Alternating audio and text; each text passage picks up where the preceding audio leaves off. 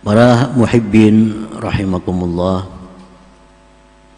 sebagaimana kita mengetahui keadaan kita sekarang ini sedang diuji oleh Allah Subhanahu wa taala,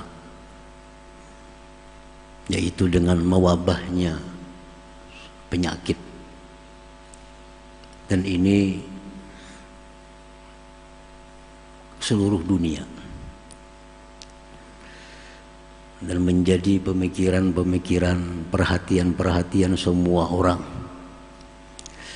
Nah, maka dengan demikian kita selaku umat Islam, kita kembali kepada Allah Subhanahu wa taala. Kembali kepada Allah Subhanahu wa taala dalam arti bahwa kita mengamalkan apa-apa yang diajarkan oleh Rasulullah sallallahu alaihi wasallam dalam menghadapi wabah-wabah penyakit ini. Karena ini sudah diajarkan oleh Rasulullah bagaimana caranya, apa yang kita baca, bagaimana i'tikad kita. Rasulullah mengatakan la adwa, tidak ada penyakit itu yang menular sendiri ke dada. Itu adalah Allah Subhanahu wa taala. Kada ada penyakit bisa menular serangan itu kada ada. Penyakit itu kada ada daya upaya untuk menularkan ke orang lain. Itu semua adalah kehendak dari Allah Subhanahu wa taala. Walaupun kita bertatai duduk, kalau Allah kada menghendaki kita tular, kada tertular. Karena penyakit kada bisa menular. La adwa, ya Nabi, tidak ada menular. Jangan mengiktikadkan dalam hati penyakit ini bisa menular.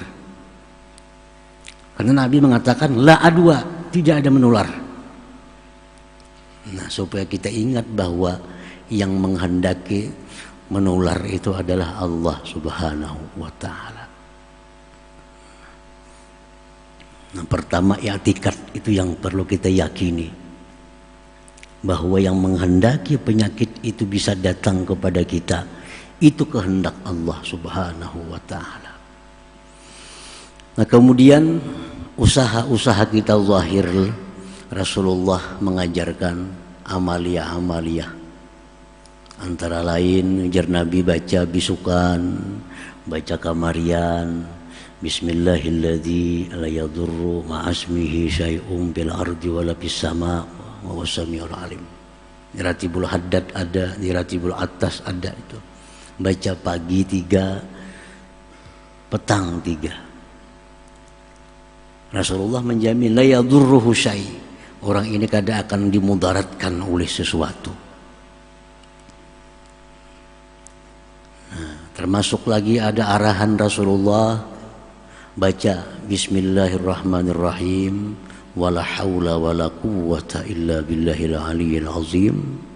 Boleh 3 kali, baik lagi 10 kali, pagi dan petang. Bismillahirrahmanirrahim wala haula wala quwwata illa billahil aliyyil azim. Nah, jadi itulah ajaran agama kita. I'tikadkan bahwa tidak ada penyakit yang menular. Kalaupun karena sakit, itu memang kehendak Allah. 2, baca amalia-amalia yang disuruh Rasulullah. Nah, itu anjuran. Dan kita jangan lupa pula ada syariat. Maka kita berlakulah sesuai dengan syariat. Apa yang dikatakan oleh syariat itu perlu diperhatikan sebagai syariat. Jangan bersentuhan, kontak kepada orang yang sudah kita ketahui ini positif ada penyakit. Sudah tahu kita ini orang ada penyakit, jangan dikontak, jangan disentuh. Kalau kita kada tahu bang ini orang ada penyakit, kita kada tahu. Nah, inilah gunanya tawakal kepada Allah Subhanahu wa taala. Tawakal. Jangan semua orang kayak ini berselaman, kayak semua orang kan penyakit kada. Nang kita yakini ini orang sudah nyata penyakit, kita hindari. Amun orang itu kita kada tahu punya penyakit ini biasa, kita berserah kepada Allah Subhanahu wa ta'ala, husnuzan, berbaik sangka. Jadi itulah ajaran agama kita menyikapi kalau ada hal-hal yang seperti ini. Kembali kepada Allah, semua berlaku kehendak Allah.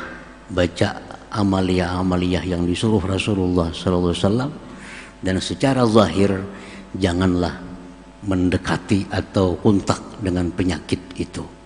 Ujar Nabi, kalau kau berada di kampung yang di kampung itu ada wabah, jangan kau tinggalkan kampung itu. Jangan kau tinggalkan. Dosa besar meninggalkan kampung karena takutan di situ ada wabah. Kalfar minaz zahfi, seperti orang yang lari di medan perang. Kalau di kampung kita ada wabah, tunggui. Tawakal kepada Allah. Nah, tapi kalau kita hendak ke suatu tempat, ternyata di tempat itu ada wabah penyakit, Nabi nyuruh bulik, jangan didatangi, jangan ditantang, jangan ditantang. Kita hendak misalnya ke Jakarta, kita sudah tahu di sana berkembang biak wabah, jangan didatangi Jakarta, bapak situ. Tapi kalau seandainya di sini datang wabah, kita kada lari ke tempat yang lain. Kita tunggui di sini, habis-habisan kita tunggui.